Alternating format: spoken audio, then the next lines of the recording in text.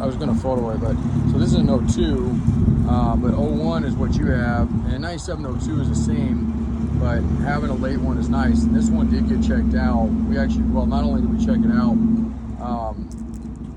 but I forgot we had this one. This is actually not the one. I thought we had sold this last week, so I had quoted this in a big order. But the fact that it's here, I drove this Jeep, so that's even better. And I'll still have them pull the pan and stuff, but I would say we'd grab this one before it sells, but it's listed. And then we have a lot of it sitting here, so we're going to use those lines there. And that goes up to your radiator, so you might look at your radiator and just make sure it's provisioned for automatic. They usually are. They're usually just plugged at the bottom. Guys, 303-666-9020. My name's Jeremy. I own Jeeps Unlimited Parts Breakers. Apologize, I usually introduce myself, so I'm going to put this on YouTube. We do a lot of conversions here. Power steering, power brakes, automatic to manual, manual to autos, yada, yada, yada. So, and when we do them, that's part of the reason we like to buy them right off the road, because then we can test them. And you heard me say that in the beginning. This Jeep ran and drove. We actually had it around for a shop Jeep. Not that we use them for that usually, but it was just, you know, they're fun to toy around on. So anyway, on that note, this is basically what we're going to be sending you, or this will be what I send you. You won't need the T-case because we verified you already have that T-case. You might have a balancer on it when I put that part number. That's okay. They just did some of those for minimizing vibration, but whether they worked or not, it's hard to say. But anyway, you have it, so that's important. But again, there's your lines there. Those go into the transmission. It's a high pressure and a return line. And then they plug into the radiator. So look at the bottom of your radiator. 9 times out of 10, if it's a factory radiator, it will have those. If it's an aftermarket radiator, you may not have them. And if you don't, then you'll have to get one. I can get you one, or you can order one. It really doesn't matter. The only thing we're not seeing here that you're gonna have, and I'm pretty sure I put it on your invoice, but if I didn't, I'll get it added in there because it's a key part, is a flex plate. Flex plate goes on, essentially it's like a flywheel, but obviously not a flywheel. It's important though, it's very important. It wouldn't work without it because it's got timing marks on it, and that's how your crankshaft position sensor reads everything for ignition on it. So, and then everything else is pretty straightforward. This stuff's going to be slightly different than yours. I priced all that stuff in it. This is for a TJ. This is what would have been in with everything else you have. This is what would have came in it. So we'll swap around the linkage, the torque brackets, that stuff, and put the YJ one. There's a specific one for an automatic on there. The shift kick down cables are a little bit different on this, so don't get too confused on this kind of stuff. You could use this, but you'd have to modify some things on the bottom, and it wouldn't really be advantageous of you to do it that way. I would do it the way that the YJ, because it's all there, the holes are there and everything.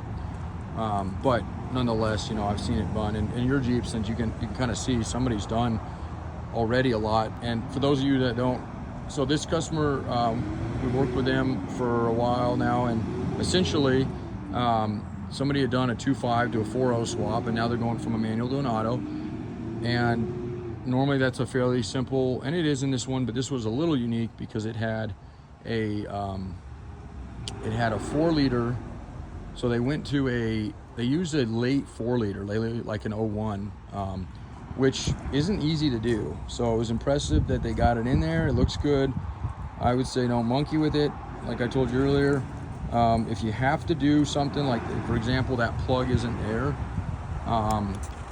then we can go from there and figure out, okay, which way, or is it worth doing, you know, because then at that point, I do actually have the harness for this one. It says 02, I'm almost positive this is an 01, but regardless, they may have marked it off the door, and sometimes the doors are manufacturer dates are different than what's actually the date of it. So it wouldn't matter though, like I said, that they're the same, but for the harness it is matter, and yours is an 01, so we want to make sure of that. So this is, there's your plug right there. So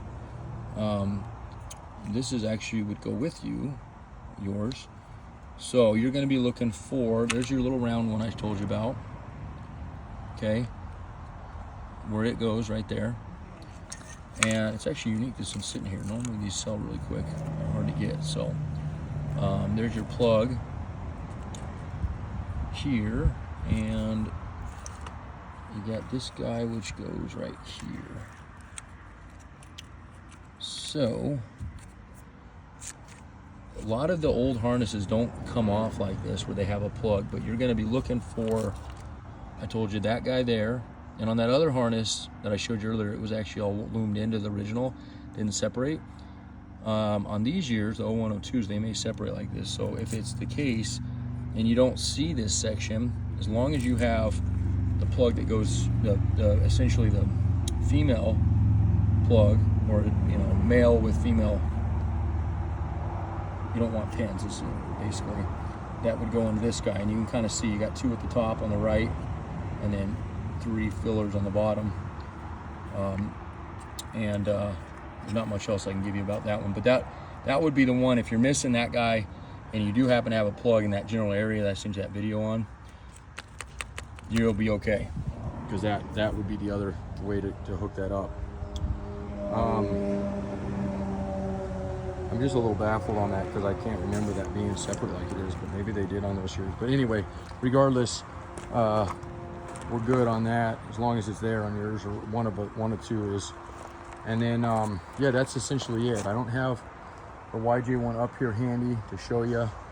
I don't think actually, you know what, I do. This is actually a customer's Jeep they bought from us a while back, and it's actually about to get picked up. So let's just go over real quick some of the stuff that I put on your quote. So the tunnel, okay, that gets filled in. There's a plate, we send you that. We send you the different boot for your transfer case shifter linkage. This is all for anybody wondering. This is what you would get in a manual to an auto swap for a YJ.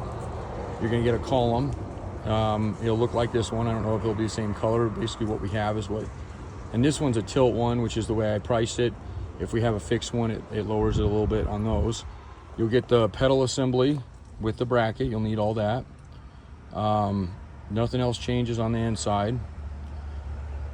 Let me think here. That's about it there. I'll just give you a quick peek. I'm actually supposed to be headed to town right now. Well, 4 hours ago. But these are kind of my signature. So I was telling you about rods and stuff. So that bracket right down there, and I don't know if I can put this on my head without hurting my cap. The ball caps have those little things in them. That does hurt. So right there, okay, that angled bracket we get you, that's the pivot bracket.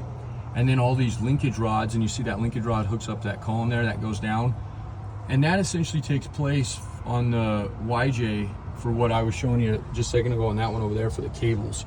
The YJ uses all the rods on it, and then you get the long rod that goes back, and essentially that's how you shift from your column down. There's a bell crank, which you can see right here, that little bracket off the intake manifold. Since you have a later 4-liter in yours, we're gonna have to adapt to that. We'll have to figure that out. I'm not super concerned. I can probably just get it off the TJ automatics. It just needs a hole in place. Essentially this bracket, this cable right here, which is just the kick down cable. And again, it's a little different on a fuel injection one, but there's enough of them around that I've done enough over the years. I'll piece that section for you so it's nice bolt in. Again, you're looking at a carbureted one here, so a little different on this one than what we'd see on a YJ with a 4-liter that came in the 91 and 95, but essentially it's similar. So, and then that's about it as far as that goes. Everything else, yours is going to be way different. The ECM, obviously that's over on the firewall over there, or should be behind the battery. This one doesn't have that, it's carbureted. And then your harness and everything, like I told you, that section should be somewhere in this area. And I'm sure I'm missing something, but that's the gist of it. So, and we want it to look just as clean as, as it did when they did that other job, because you don't want a Frankenstein Jeep at the end of the day. So, okay. All right, anybody who wants one of these conversions or anything else, usually there's a back order on them, unless you luck out like they're going to do. We've actually sold 2 of these this week, kind of funny. One was a 4-cylinder, one was a 6-cylinder. That's just kind of how it goes.